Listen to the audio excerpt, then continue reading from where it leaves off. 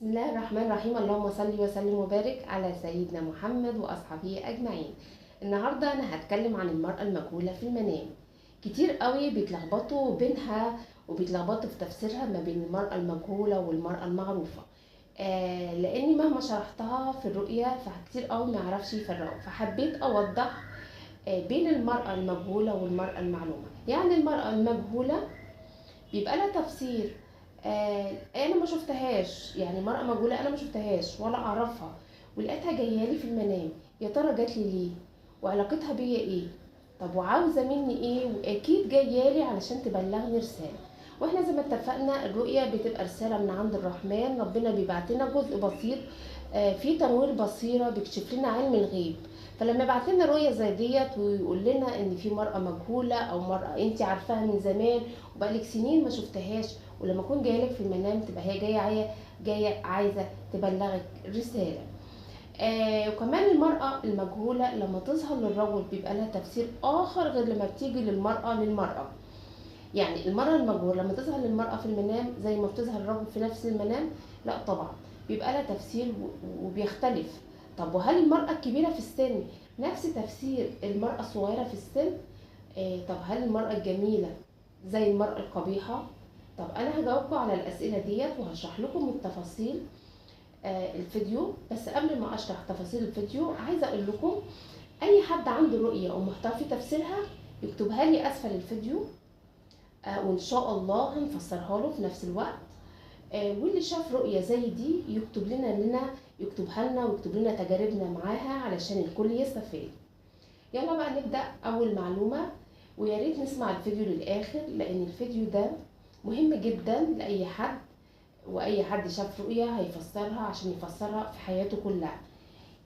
ازاي بقى؟ عندنا نوعين من المرأة. اما مرأة معلومة او امرأة مجهولة. طيب المرأة المجهولة والمرأة المعلومة يا ترى بيكونوا احياء ولا اموات؟ طب سنهم كبير ولا صغير؟ لان بتفرق في التفسير. طب المرأة المعلومة يعني امرأة اعرفها، ست اعرفها، سوء اذا كانت جايه للرجل او جايه للمرأة. يعني شفتها من زمان او كانت جاره ليا من زمان، او هي اصلا في الحقيقه جارتي بس انا ماليش اختلاط بيها، او شفتها يعني وانا طفله. طيب هي بس اعرفها واعرف اسمها وشكلها وحسب حالتها وماليش علاقه بيها. تمام. لما تبقى ربنا يجيبها لنا كده بنصحى من النوم كده محتارين هي جات لي ليه وانا ماليش اختلاط بيها، ماليش علاقه بيها، او جارتي دي ماليش علاقه بيها. بناخد بقى هنا من اسمها. بتجيلنا حالتها اذا كانت جايه لنا في المنام مبتسمه، جايه لنا مثلا فرحانه، او جايه لنا زعلانه، او ادت لنا حاجه جميله في حياتنا عجبتنا، او اي حاجه انا بحبها جابتها لي. بغض النظر بقى، او حسيت اني بحبها في المنام، حسيت اني بجامعها في المنام، بغض النظر بقى ان كان حلال او حرام، فهي في المنام بيرفع القلم على النائم. يعني بتكون جايانا رسالة او بشارة انا عارفاها بس ماليش علاقة بيني وبينها، وجات لي في المنام. بصحى طبعا مستغربة العلاقة ايه وعلاقتها في الحياة ايه. هل علاقة سطحية من زمان؟ هل انا بس اعرفها من بعيد؟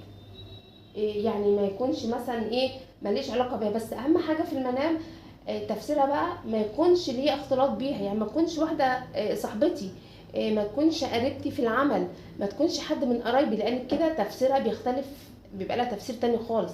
احنا دلوقتي بنتكلم عن المرأة، ان احنا ملناش علاقة بيها بس عارفينها وعارفين اسمها، نعرفها من زمان او جارتنا او احنا شايفينها، ملناش علاقة بيها. بس احنا بقى هناخد بقى من شكلها، من اسمها، من قباحتها. آه يعني او يكون اسمها مثلا سعاد، يكون جايه مثلا من السعاده. اسمها دعاء، جايه من دعاء مستجاب. اسمها تهاني، جايه من تهنئه وفرحه داخله عليكي مثلا. طب المراه هنا بقى هنتكلم عن المراه المجهوله. بقى لو شفتي واحده ست معرفهاش، شكلها حلو وعطتني حاجه حلوه، او حاجه عطتها لي اكلها، او اتكلمت معايا كلام كويس، او ابتسمت لي، كده بتبقى بشرة، واقوى بشرة، اقوى من المرأة المعلومة، لانها مرأة مجهولة. المرأة المجهولة هنا بتدل على الدنيا. واقوى بشارة في التفسير عن المرأة المعلومة. معناها ايه؟ معناها ان في امر حلو هيحصل لك او هيحصل لك، انا بتكلم عن الرجل او المرأة، او هيحصل لك من حيث لا تحتسب. حاجة كده هتجيلك فجأة، واخبار سارة ما تخطرش على بالك، لانها مجهولة، ما تعرفهاش حاجة، ما عندكش فكرة عنها. جالك امرأة بتبتسم، بتضحك، بتديك حاجة، آه، بتبقى دعوة مستجابة. آه، بتبقى مثلا واحدة مثلا لو واحدة مثلا كانت متأخرة في الحمل ويأست من الحمل، عشان هي بقى واحدة ما تعرفهاش وشفتها في المنام، بتبقى بشرة وجالك بأخبار سارة، بخبر حاجة انت مفتقداه، حاجة ما تخطرش على بالك. انا بضرب لك مثلا يعني واحدة مجهولة مثلا لقيتها بتعطيكي حاجة وبتبتسم شكلها حلو، فهي بشارة ليكي مثلا بحمل، او بشارة ليكي بالزواج، او بشارة ليك بعمل او سفر. بعد ما كانت مفتقدة الامل خالص. يعني كتير بيفسروا الحلم وبيقولوا ايه، المرأة ممكن تبقى عدوة. لا طبعا، لا طبعا. المرأة مش المرأة بتبقى عدوة، وما تبقاش تفسيرها كده خالص. فبقوله لا، دي معلومة غلط، بتبقى على حسب شكلها. ولو شكلها حلو وسامحة الوجه وبشوشة، لا طبعا. انا بتكلم دلوقتي عن المرأة المجهولة والمرأة المعلومة، اللي بتعاملك اللي هو تعاملك معاه معاملة سطحية، مالكش اختلاط بيه، عارفه من بعيد. ومعاملة حسنة، بيدل على تحقيق أمنية بتتمناها. المرأة المجهولة وجايلك حلوة أو بتديك حاجة، بتدل على تحقيق أمنية جايلك، دنيا جميلة مقبلة عليك، حاجة أنت ما كنتش تتوقعها. وطبعا على حسب جمال المرأة، كل ما كانت المرأة صغيرة وشابة فهي بتكون بشارة أقوى وأحلى.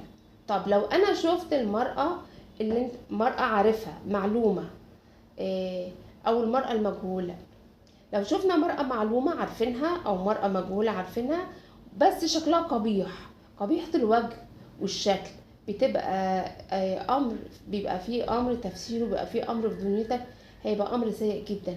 على قد شكلها وقباحتها في الشكل، على قد الأذى اللي هتشوفه أو المشكلة اللي هتحصل لك. يعني لو بتتخانق معاك او بتحاول تضربك وبتقولك الفاظ سيئة او بتعاملك معاملة سيئة، المرأة المعلومة اللي انت عارفها او انت عارفها ماهيش مجهولة، بيبقى امر انت عارفه، في امر انت عارفه وبتسعى اليه. يبقى الامر ده اعرف ان الامر ده مش هيحصل من وراه خير، كل مكروه. وممكن على حسب سياق الرؤية، لو قعدت تجري وراك اعرف ان الامر ده انت المفروض تسيبه وتبعد عنه، لان زي ما اتفقنا ربنا بيبعت لنا الرؤية رسالة من عند الرحمن فيها كشف بصيرة، علم غيب بيبشرنا او بينزلنا او بيحذرنا. ممكن هي كمان المرأة المعروفة، لو هي بتجري وراك عايزة تضربك، عايزة تأذيك، ده بيدل على ايه؟ عن ان الشخصية نفسها مش جاي من وراها اي خير، هيجي من وراها قرب وقرب. يعني مثلا لو واحدة حلمت، ان مثلا واحدة عمالة بتجري وراها عايزة تأذيها وتضربها، اعرف دي بقى عدوة للمرأة، المرأة كده للمرأة عدوة، دي في الحالة الواحدة المرأة عدوة، اما اذى هيطولها، ربما حسد، تشوف يومها ايه، ربما تعب هيطولها، ربما امر هيقف. طب لو هي بتجري وراك، الامر ده اللي بتسعى اليه نفسها جايالك. لو قمنا بقى شفنا بقى المرأة اللي جاتلك، وانت عارفاها، جاتلي جارتي اللي جاتلي من 20 سنة، يعني انت شفتي جارة ليكي جاتلك من 20 سنة وبتطاردك، تمام، في المنام، وانا اصلا ما بشوفهاش ولا شفتهاش وناسيها خالص بقى لي 20 سنة، ايه اللي جابها معايا في المنام، جايلي ليه؟ لا ده كده بقى يبقى في امر انت بتسعي عليه، يبقى كده المنام جالك رسالة في امر بتسعي اليه، والامر ده مش مستحب في المنام. جايالك برسالة انك تبعدي عن الموضوع ده. طيب مثلا شفتي امرأة وبتتعاملي معاها معاملة بسيطة، شفتي المرأة دي بتتعاملي معاها معاملة بسيطة وبتكون تنكة معاكي وبتكلمك كده بتكبر وبتتعامل معاملة كده سيئة معاكي، بتبقى ده تفسيره ايه؟ تفسيرها ان في امر هيحصل لي وهيقلل من قيمتي ومن شأني وسط الناس. لان المرأة لان المرأة بتبقى هنا الدنيا، فالدنيا معايا مش هتبقى متظبطة خالص. يبقى في كده امر انا بسعى اليه مش هيتم. دي بتبقى رسالة من عند ربنا، خصوصا اللي بيصلي صلاة استخارة. تمام. طب لو المرأة ديت بقى كانت مجهولة، تبقى تحذري، لان المرأة ديت بتبقى اقوى من المرأة المعلومة. المرأة لو كانت جميلة بتبقى بشرة اقوى، لكن لو المرأة مجهولة وقبيحة بتبقى عكسها على طول. ان يعني عكسها على طول. تعرفي بقى ان في امر من حيث لا يحتسب هيحصل لك في الدنيا. هتجيلك حاجة، هتطرق عليكي حاجة فجأة كده فيها كرب او امر صعب هتمر بيه، يبقى انا اطلع صدقة بسرعة بنية دفع ضرر الرؤية علشان ربنا يخفف الابتلاء او نستعد له. ربما تجيلك ضائقة مادية، ربما شوية تعب، ربما مشكلة هتحصل لك فجأة. كل ما المرأة كانت جميلة كل ما يبقى فيها خير. لو كانت تجارة، لو انت رجل وبتسعى في التجارة وشفت مرأة جميلة، اعرف ان التجارة جاية لك الفترة الجاية، التجارة ناجحة من حيث لا تحتسب. ولو انت طالب وشفت امرأة جميلة بتدل على النجاح والتفوق. ولو المرأة لو المرأة فيها خير في دنيتها، بيبقى على عكس لو المرأة قبيحة، بتبقى عكس التفسير على طول. يبقى تحذر وطلع صدقة بنية عكس ضرر الرؤية. يبقى كده فرقنا بين المرأة المعلومة والمرأة المجهولة. نيجي بقى على البنت البنوتة اللي هي ايه؟ صغيرة في السن. صغيرة في السن ما تبقاش طفلة، صغيرة في السن بمعنى اللي هي السن بتاعها بيبدأ من 8 سنين 7 سنين، اللي هي السن اللي قبل سن البلوغ. ابتداء من 8 سنين او 7 سنين لحد سن البلوغ بتبقى ما شاء الله يا بخت اللي يشوف رؤية زي ديت. بتبقى دنيا جميلة مقبلة عليك وفرحة وفي بهجة، طبعا على حسب سياق الرؤية. على حسب سياق الرؤية وعلى حسب جمال البنت، على حسب تصرفاتها، على حسب ابتسامتها، على حسب شكلها. يعني مثلا ان شفتي البنت جميلة وبتضحك لك ولقيتي عينها خضرة، يبقى ربنا هنا بيقول لك ايه؟ ليه جاب لك عينها خضرة؟ لان معظم الرؤى في المنام بتبقى ابيض واسود. بتصحي من النوم ما تبقيش فاكره الوان، بتبقى ابيض واسود. لكن لما ربنا يبعت لك رمز في المنام فيه لون، اعرفي ان اللون ده ربنا عايز يبعت لك فيه رساله. يعني البنت بنوته ابتداء من 6 7 سنين لحد قبل سن البلوغ بتبقى من افضل الرؤى اللي تشوفها البنات او يشوفها الرجل او اي حد يشوف، بتبقى من افضل الرؤى. لان البنت لو شفت البنت ولقيتي عينها خضراء ده معناه ايه؟ هنا اللون الاخضر. ما انتي شفتي بنت وخلاص، ربنا ميزك في المنام كده وركز معاكي في اللون الاخضر. جاي يقولك خلي بالك ان في دنيا جميله قوي من جايالك من حيث لا تحتسب، خصوصا لو البنت دي مجهوله مش عارفاه، يبقى دنيا جميله من حيث لا تحتسب. بس هنا اللون الاخضر هنا او اللون الازرق هنا اشاره ان الدنيا بتاعتك هتبقى جميله وفرحه حلوه جايالك. بس احذري من الحسد، احذري من عيون الناس. تمام. يبقى هنا نستعين على قضاء حاجبنا في الكتمان والفرحه نهديها شويه، علشان ربنا جاي ينذرنا ويقول لنا ان في حسد ممكن يقع عليكي، فخدي حذرك. دي نعمه من عند ربنا ان ربنا بعت لنا رؤى زي ديت. بتجيلنا كده يعني من حيث لا تحتسب، فرحه جايالك. لان المراه او الطفله مجهوله زي ما اتفقنا، وعلى قد جمالها على قد جمال الفرحه اللي جايالك. نيجي بقى اجمل من المراه الشابه البنت السن السبعة من 6 سنين لحد قبل سن البلوغ، بيبقى رؤيتها افضل من البنت المراه الشابه او الليدي او كل ده بيبقى اجمل من الصبية اللي هي ايه اللي هي نعمل عليها قط، لانها بتبقى الدنيا جميلة جدا. لو حد بقى ابتداء من سن بقى سن البلوغ بقى وانتي طالعة، بتبقى الدنيا برضو جميلة. نفضل بقى ماشيين معاها لحد يعني ابتداء من سن 4 سنين لحد سن البلوغ، بتبقى من افضل الرؤى. بعد كده بقى بتبقى الدنيا حلوة جايلك بس مش زي طبعا التانية. سن ال30، سن ال25، سن ال40، سن ال50. اول ما نقرب سن ال50 نقف كده قط ونقول ايه، لا دي بقى بتبقى فيها تفسير اخر. لما تكون البنت او المرأة عدت سن ال50 بيبقى لها تفسير اخر، بتبقى دنيا متعبة. حتى لو كانت المرأة سمحة الوجه وشكلها جميل، كانت بشوشة، على قد جمالها على قد السن بتاعها، لان السن بتاعها بيكون بتكون ضعيفة. بتحتاج بالنسبة لك بقى بتبقى امور وحياتك اللي انت مشغول بيها، بس بتبقى حياة فيها تعب، لان عدت سن ال50 بدأت في سن ال60 عايزة مراعية، بتبقى فيه شوية تعب. يعني لو انت تاجر وشغال في التجارة، او ناوي تفتح تجارة، او ناوي تسافر وشفت رؤية زي ديت، او عملت صلاة استخارة وشفت امرأة كبيرة في السن بس شكلها حلو، اعرف على قد شكلها حلو، على قد هتشوف متعتها، بس هتعوز معاناة، هتعوز مثلا اوراق متطلبة منك كتير. التجارة اللي انت هتسعى اليها تكون تجارة متعبة. المنام بيبقى جالك فيها رسالة.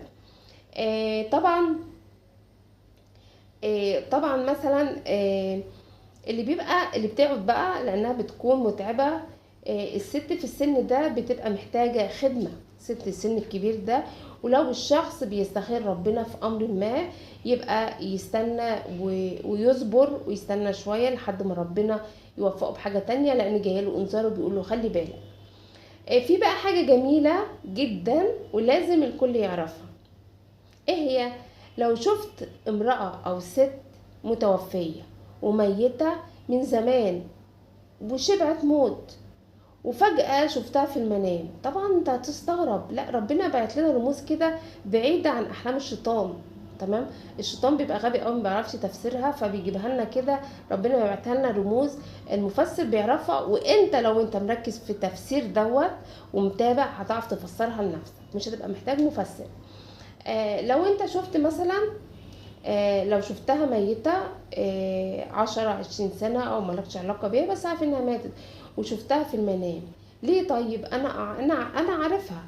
يبقى بقى في امر، يبقى ربنا بيقول لك ان في امر انت كنت مفتقده من زمان ونسيته، وكنت بتخطط له وانتهى من زمان وهيرجع لك تاني. بيبقى بشرى له، بتبقى من افضل الرؤى ان حاجة انت كنت مفتقدها وكنت بتخطط لها من زمان، لكن ربنا هيرجعها لك تاني. زي مثلا يعني لو حد كنت مثلا بتحبه، او كنت على علاقة بيه، او كنت مخطوبة له وانقطعت العلاقة والموضوع اتنسى وخلاص ونسيتي، وفجأة شفت رؤية زي ديت، هتلاقي هيجيلك بعدها اتصال، او هيقولك خلاص الموضوع اتقفل من زمان، بس انا عارفها دي جت ازاي. يبقى الموضوع هيرجع يتفتح تاني. انا بضرب لك مثل. يبقى نقيس على هذا المنوال بقى. تمام. تمام. هنا بقى لو تفسير لو قسنا بقى عليه، سواء في امر في الزواج او الحمل او التجارة او السفر او شفاء، يبقى المرأة هنا لو شفتها عاشت من تاني، امرأة مجهول، امرأة انت عارفها من زمان ومالكش علاقة بيها وشفتها عايشة من تاني، يبقى في احياء امر انت كنت بتتمناه، اما سفر، اما عمل، اما زواج، اما لو انت مريض بيدل على شفاء. طب لو شفت المرأة اللي انا عارفها المتوفية الصحة التاني وبتكلمني، ده كان بقى من افضل رؤى ان في امر جميل هيحيا حياتك وبتبقى خير، عكس المرأة المتوفية وانت عارفها وقبيحة، بتبقى العكس، بتبقى عكسها، تطلع صدقة على طول، لان الامر ما بيبقاش كويس. طب المرأة الميتة، لو شفت امرأة ميتة مجهولة وانا معرفهاش، بس هي تعتبر في تعداد الموتى او جالك في المنام كده، حد قالك او الرمز بيقولك ان الست ديت متوفية وصحت، والست دي او المرأة دي مجهولة،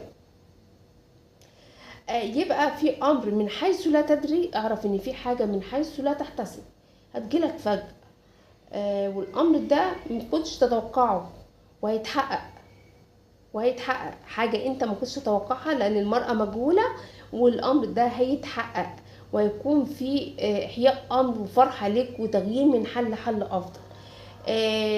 وهي صاحية بقى وجات لك صاحية.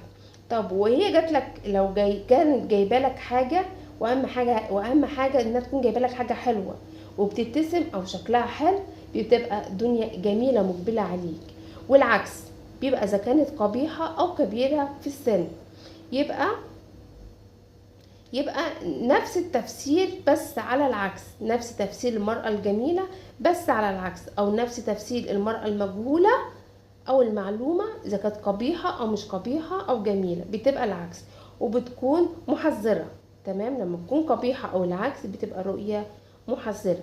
وبكده نكون نهينا الفيديو، ويا رب اكون افدتكم بالمعلومة ديت.